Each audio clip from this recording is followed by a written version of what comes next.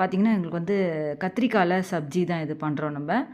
இது ரொம்ப ஈஸியாக. இப்போ வாங்க வீடியோக்குள்ளே போயிடலாம். ஃபஸ்ட்டு ஒரு பேனில் கொஞ்சமாக எண்ணெய் சேர்த்துக்கோங்க. எண்ணெய் சேர்த்துட்டு கொஞ்சோண்டு கடுகு, கொஞ்சம் கடுகு சேர்த்துட்டு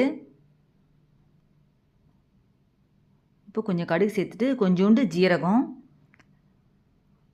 ஒரு ஸ்பூன் ஜீரகம், பச்சை மிளகா பார்த்தீங்கன்னா 2 பச்சை மிளகா 2 4 கிள்ளி வச்சுருக்கேன். உங்களுக்கு காரம் எவ்வளோ வேணுமோ தகுந்த மாதிரி சேர்த்துக்கோங்க. உளுத்தம்பருப்பு ஒரு ஸ்பூன் உளுத்தம்பருப்பு. இப்போ பார்த்தீங்கன்னா கத்திரிக்காய் நல்லா இந்த மாதிரி பொடி பொடியாக கட் பண்ணி எடுத்து வச்சுருக்கேன். ரொம்ப பொடியாக இல்லாமல் ரொம்ப பெருசாக இல்லாமல் மீடியம் சைஸில் கட் பண்ணி எடுத்து வச்சுருக்கேன். அதை இப்போ அதில் சேர்த்துக்கோங்க. சேர்த்துட்டு அதை நல்லா கிளறி விட்டுக்கோங்க. இந்த சப்ஜி பார்த்திங்கன்னா உங்களுக்கு சப்பாத்தி பூரி எப்போவுமே நம்ம சப்பாத்தி பூரிக்கெலாம் உருளைக்கிழங்கு அந்த மாதிரி தானே இதெல்லாம் வச்சு சாப்பிடுவோம். இந்த கத்திரிக்காய் சப்ஜி இதுவும் உங்களுக்கு செஞ்சிங்கன்னா ரொம்ப டேஸ்ட்டாக நல்லாயிருக்கும்.